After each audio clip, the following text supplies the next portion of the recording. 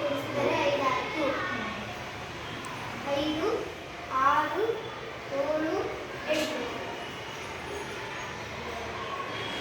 So ಎಷ್ಟಾಯ್ತು total? 81. ಕಳೆದು ಮಾಡೋಣ, ಕಲಿಯೋದು ಅಂದ್ರೆ ಲೆಕ್ಕಲ್ಲ ಮಾಡೋದು. ಇದರಲ್ಲಿ ಮಾಡೋಕೆ ಹೆಂಗೆ ಮಾಡ್ತೀವಿ ಅಂತ. ಸೊ ಎಷ್ಟಿದೆ ಇಲ್ಲಿ? ಮೇಲ್ಗಡೆ ನಂಬರ್ 6 ಇದೆ. 6ಗಳನ್ನ ಇಟ್ಕೋಬೇಕು. ಇಟ್ಕೊಂಡು ಅದರಲ್ಲಿ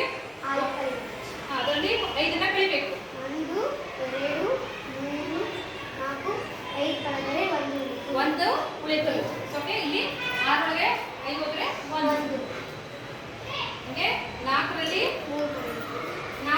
3 ಕಳಿಬೇಕು. 1